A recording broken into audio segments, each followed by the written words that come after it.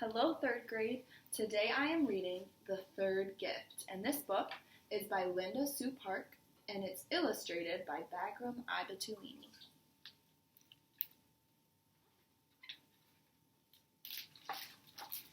My father collected tears.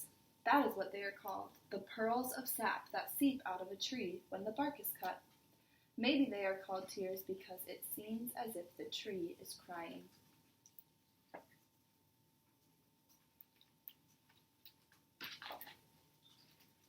My father knows where the good trees are.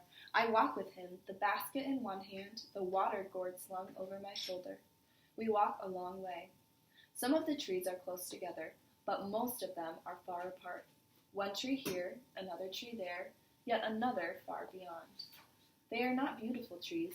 Their branches are stunted, knotty, spiny. Their leaves are a dull grayish green.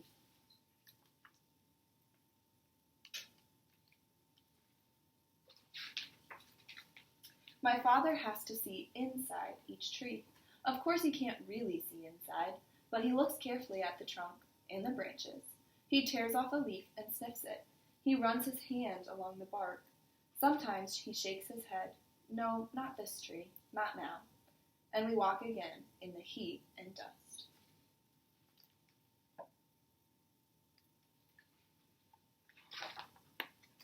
Other times he nods his head and takes up an axe. This is another thing he knows, how to cut through the bark twice in the shape of an X. Not too deep, not too shallow, and in exactly the right place. He makes the first cut, then the second. He steps back.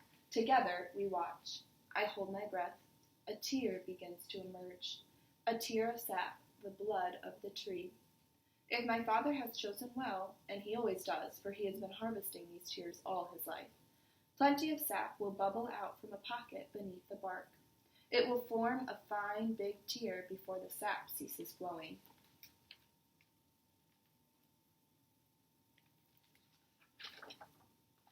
The outside of the tear will dry in the hot sun until he can pick it off with his fingers.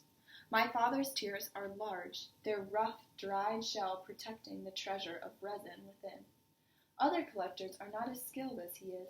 Their tears are small, all shell and no center.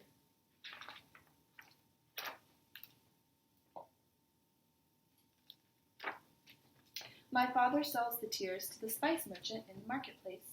Because the tears take time and skill to harvest, they fetch good sums of money, and people must pay even more to buy them. The tears are used for many things. They can be ground up as medicine for headaches or stomach aches. They are used to flavor wine. Some people like to rub the resin on their skin to soothe rashes. The best tears, the most expensive ones, are used for funerals. The tears are ground into a powder, then steeped in oil.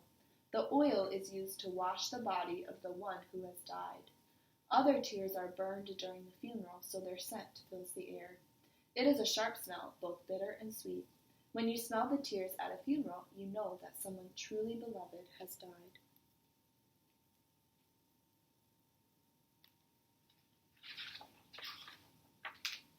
My father takes me with him to harvest the tears. He holds out a leaf for me to sniff.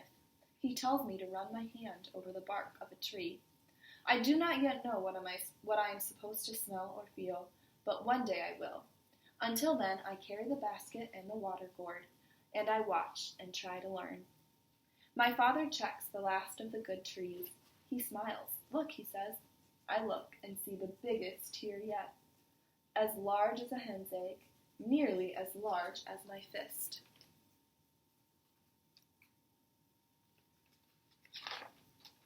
Go ahead, he says, still smiling. I set the basket down and reach for the tear. I twist it off carefully, but quickly, just as I have seen him do it. I hold it in my palm, turn it over, and sniff its sharp, bitter sweetness. Then I place it gently in the basket. On the way home, I look at it again and again.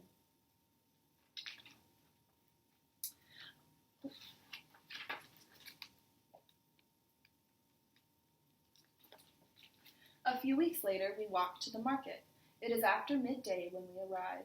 The spice merchant waves and calls to us, "I've been waiting for you." Inside his tent there are 3 men drinking tea. They wear fine robes, red, gold, blue. I have never seen such robes before.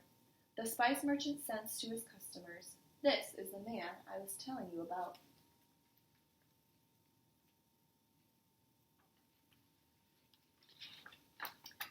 The man in red greets my father. "We are buying gifts," he says. "We have some already, but we wish to buy one more, something special."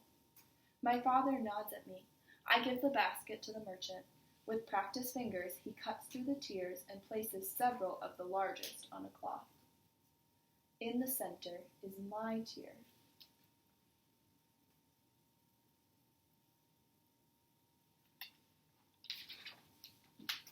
The three men examine the tiers. They speak to one another in a strange language. Finally, they look at the merchant and my father and nod. "We have a gift of gold and a gift of frankincense," says the man in red. "Now we will add them a gift of myrrh."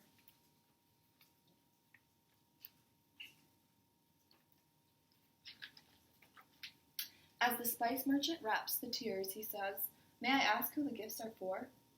I am glad he asked, for I want to know too. The man in red does not speak for a moment. Then he says, "The gifts are for a baby." I frown a little. Myrrh is a strange gift to give a baby. But of course I say nothing, and I am proud that my tier, the one I harvested, is to be part of the gift.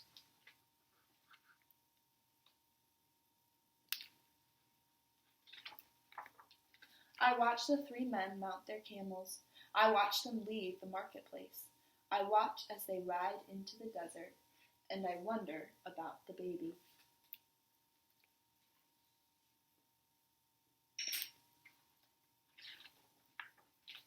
The end.